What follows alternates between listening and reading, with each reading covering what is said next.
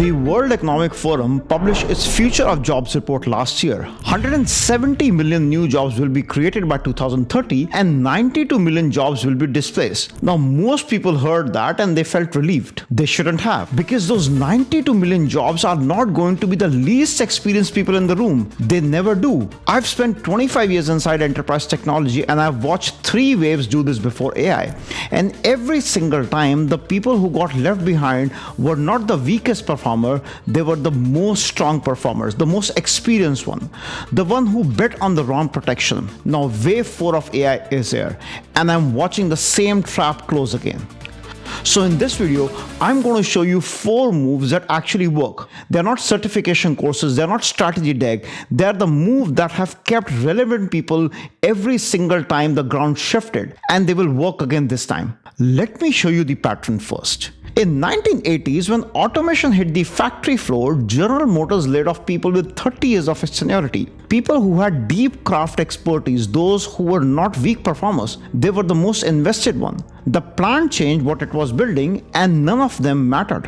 In 1993, IBM laid off 60,000 employees in single round. They were not slackers. They were 30 years old employee, the one with the deepest loyalty and the institutional knowledge.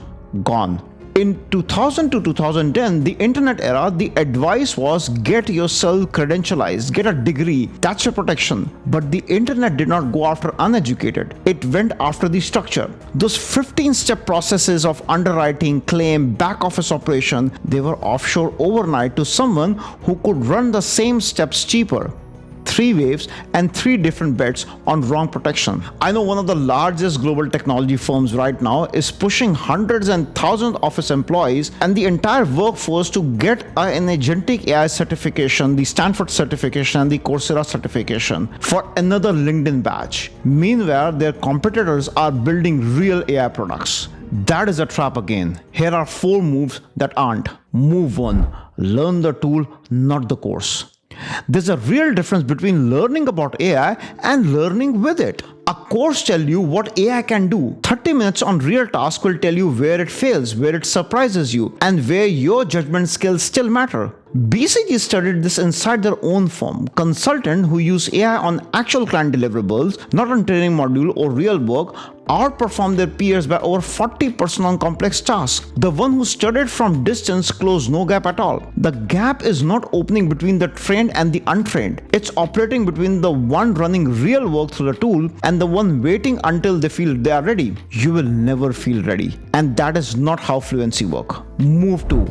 Build dirty, ship it, and own the standard. Now, most professionals wait until their AI output is polished before it shows internally, and wait until their strategy is airtight before bringing it to the leadership team. Both of the moves are wrong, and they compound each other. Reid Hoffman, the LinkedIn co-founder, was an early OpenAI backer. He got private access to GPT-4 before public release. He didn't commission a research paper. He ran over thousands of prompts, rough exploration, and he documented exactly what he's doing and shipped it as a book while everyone in his circle was still deciding what to do. Impromptu was the first book written with GPT-4. It was Wall Street Journal bestseller. He built dirty, shipped fast, and by the time everyone else had an opinion, he already set the standard. The floor on AI strategy has collapsed. Any motivated professional with decent prompting skill can produce a transformation roadmap that sounds credible. What you cannot fake is a working outcome. So you walk into your next leadership conversation with something you have in your hand, not a plan, the actual thing that you can actually walk someone through. Let's move to move 3. Package what you build. Most people use AI to solve problem and move on. That is leaving the most valuable part behind. Now, Ethan Mollick, the Wharton professor, in November of 2022, while his peers were debating whether this AI is real or not, he opened his classroom and ran experiments and published exactly what was working and what failed in his Substack. One useful thing. Before anyone in academia had a framework, the newsletter became the institutional reference for how to think about AI at work, and then New York Times bestseller. Not because he had the best idea, because he packaged what he was learning and shipping it while everyone else was still forming opinion. Now, when you write out what you build, the prompt, the workflow, what failed, what worked, and you go through with someone and solve the problem, that's a repeatable process for everyone. That is a different category of person entirely.